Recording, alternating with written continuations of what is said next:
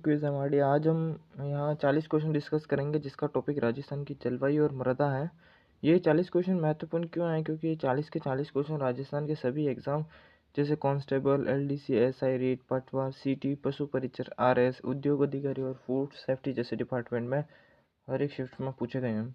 उन्हीं से हमने ये पीडीएफ बनाई है। और जैसे एग्जाम में हर एक बार पूछता है एग्जामिनर, आपको करना क्या है, एक नोटबुक साथ रखनी है और हम प्रश्नों को नोट कर लेना है आपको। हमने जो भी प्रश्न करवाए हैं यूट्यूब की वीडियो में, बाकी 40 क्वेश्चन आपको हमारे टेलीग्राम चैनल पर मिल जाएंगे, जो कि रोज़ सुबह 10 बजे क्विज लगाते हैं। हम टेलीग्राम पर टेस्ट लगाते हैं क्विज का। तो आज का टॉपिक राजस्थान की जलवायु और मृदा का रहने वाला है। और हाँ, हमारा पहला प्रश्न अपना ये है कि निम्न में से असत्य कथन कौन सा है। और एक और बात, आंसर के नीचे हमने अंडरलाइन करवा रखा है। अगर हम लिखे नहीं तो आपको उससे पहचान लेना है कि आंसर कौन सा रहने वाला है। तो सबसे पहला प्रश्न हमारा यही है कि निम्न में से असत्य कथन कौन सा है। हमारा सबसे पहला ऑप्शन है लाल मिट्टी अधिक उपजाऊ होती है। हाँ, ये तो सबको ही पता है, लाल मिट्टी सबसे अधिक उपजाऊ होती है। और खारी मिट्टी कृषि कार्यों के लिए अधिक उपयुक्त नहीं रहती है। हाँ, ये तो सही है। जैसे सभी के लिए नहीं रहती, वो तो खारी, हाँ ठीक है। लाल रेतीली मिट्टी कृषि कार्यों के लिए ठीक रहती है। हाँ, ये रहती है। रेतीली मिट्टी उपजाऊ तत्वों की मात्रा कम तथा लवण की मात्रा अधिक होती है, ये भी सही है। लाल मिट्टी अधिक उपजाऊ नहीं होती है भाई, ठीक है। हमारा दूसरा प्रश्न है, ये राजस्थान में मिट्टी अपरदन का सर्वाधिक क्षेत्र कहाँ पाया जाता है। तो राजस्थान में मिट्टी अपरदन का सर्वाधिक क्षेत्रफल कहाँ पाया जाता है, तो ये हाड़ौती पठार में पाया जाता है, ठीक है। जैसे हाड़ौती पठार, ठीक है। हाड़ौती में कौन से जिले आते हैं? एक तो कोटा आता है, बूंदी आता है, बारां आता है, झालावाड़ आता है और एक सवाई माधोपुर का कुछ भाग आता है। ये हाड़ौती पठार में आता है और इसमें मिट्टी अपरदन का सर्वाधिक क्षेत्रफल पाया जाता है। हमारा तीसरा प्रश्न ये है, राजस्थान में सर्वाधिक क्षेत्र में कौन सी मृदा का विस्तार है। तो ये एरिडोसोल्स एंटीसोल्स पर हमने टिक करवा रखा है। तो इसमें राजस्थान में सर्वाधिक क्षेत्र में कौन सी मृदा का विस्तार है? एरिडोसोल्स और एंटीसोल्स का विस्तार है। तीसरा प्रश्न हमारा यह है कि जिलों के जिस युग में जलोढ़ मिट्टी पाई जाती है, ठीक है। तो जलोढ़ मिट्टी भरतपुर, धौलपुर में पाई जाती है। और आपको याद भी रखना है कि राजस्थान के मुख्यमंत्री कौन से जिले से हैं? भरतपुर जिले से हैं, ठीक है। हाँ। चौथा प्रश्न हमारा यह है कि राज्य में सेम की समस्या से संबंधित कौन से जिले हैं। सेम की समस्या से तो देखो, हनुमानगढ़ भी है, गंगानगर भी है और बीकानेर ऑल्सो। यस, हाँ, तो उपरोक्त सभी होगा इसका आंसर। हमारा पांचवा प्रश्न ये है कि भारत के थार मरुस्थल का कितना भाग राजस्थान में है। इसका 60% तो हाँ ठीक है। भारत के थार मरुस्थल का कितना भाग राजस्थान में है? ये 60% भारत में है, ठीक है। हमारा छठा प्रश्न ये है, हाड़ौती पठार में निम्न में से कौन सी मृदा पाई जाती है। हाड़ौती पठार में अभी तो पिछले प्रश्न में पढ़ा था हमने, वर्टिसोल्स पढ़े, ठीक है। हाड़ौती पठार में कौन सी मृदा पाई जाती है? वर्टिसोल पढ़ाई जाती है। नोटबुक आपको साथ में रखना है। जैसे जैसे मैं बोलूँ वीडियो को पॉज करके, या फिर एक बार पहले वीडियो पूरी देख लेनी है, बाद में पॉज कर कर करके एक एक क्वेश्चन लिख लेना है, या फिर हाँ यही करना है आपको। सातवां प्रश्न हमारा ये है, राजस्थान के किस भाग में वर्टिसोल मृदा पाई जाती है। ओ, हाड़ौती का पठार, वर्टिसोल, अच्छा ये ओके ठीक है। हाड़ौती के पठार में वर्टिसोल मृदा पाई जाती है। हमारा आठवां प्रश्न ये है कि कपास की फसल के लिए कौन सी मिट्टी सबसे उपयुक्त है। कपास की फसल के लिए तो देखो, मिश्रित लाल तो नहीं है, बलुई भी नहीं है। बलुई मिट्टी कहाँ पाई है?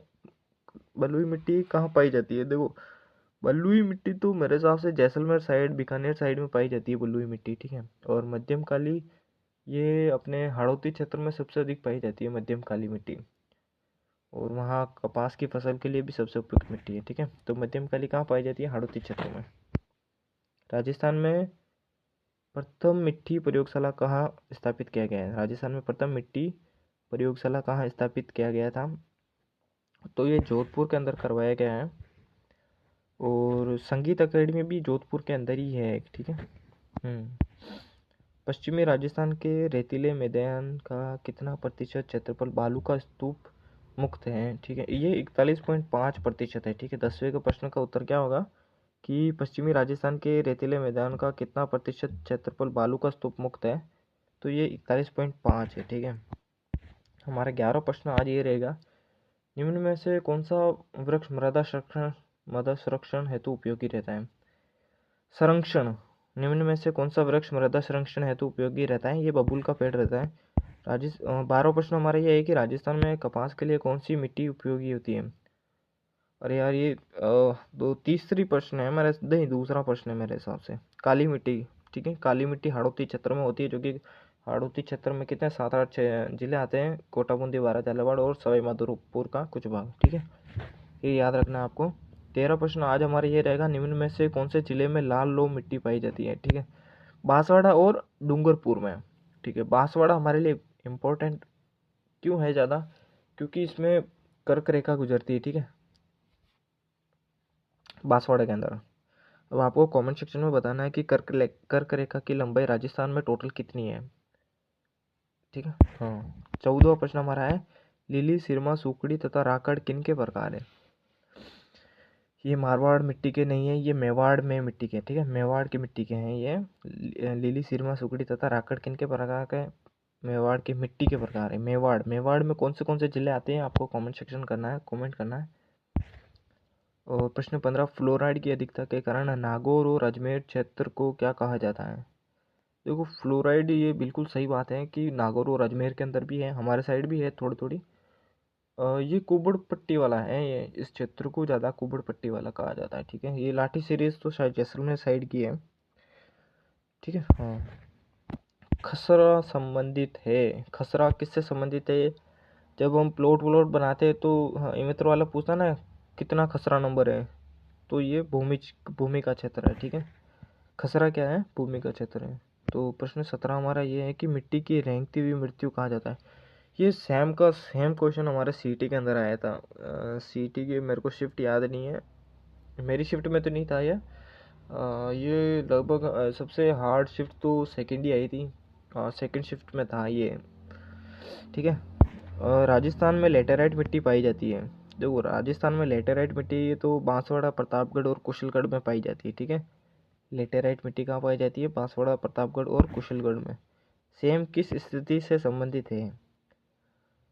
रेत के बालू टीलों का निर्माण, वनीय कटाव, परिस्थिति में परिवर्तन। हाँ, तो सेम परिस्थिति है रे, परिस्थिति में परिवर्तन, परिस्थिति में परिवर्तन, ठीक है।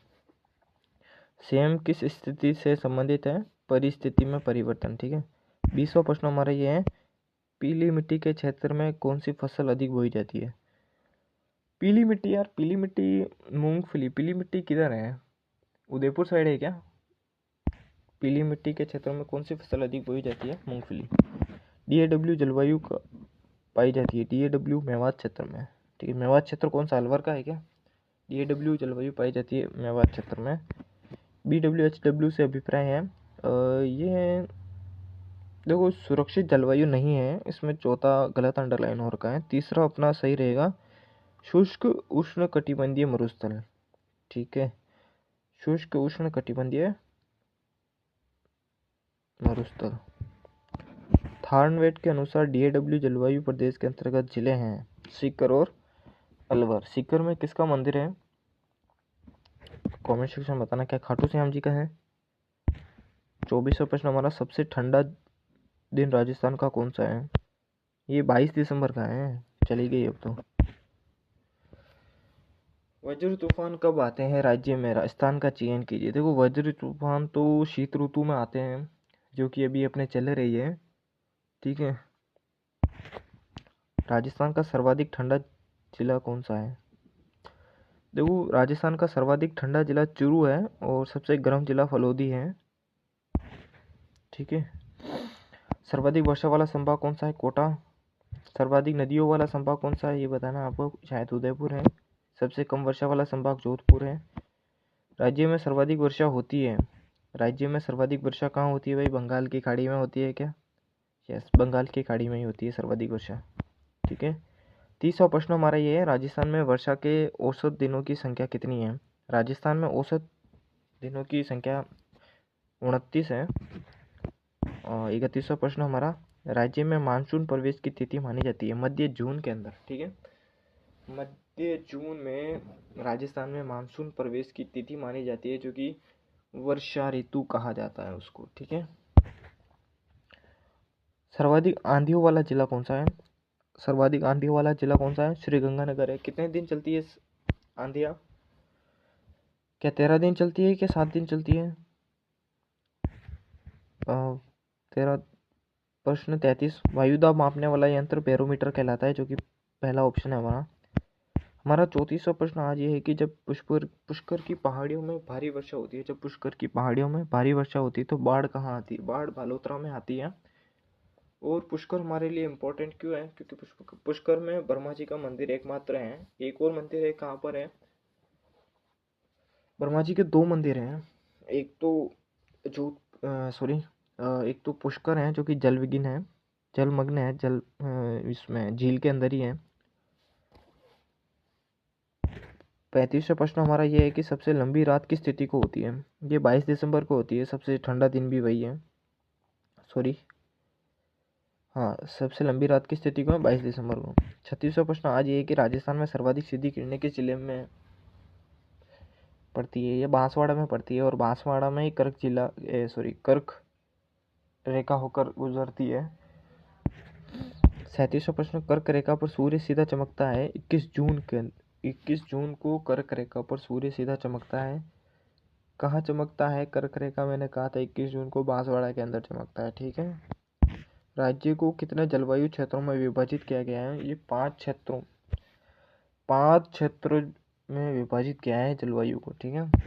हमारा 39वां प्रश्न आज का ये है कि राजस्थान में कौन सी जलवायु नहीं पाई जाती है? देखो, शुष्क पाई जाती है। शुष्क कौन सी है?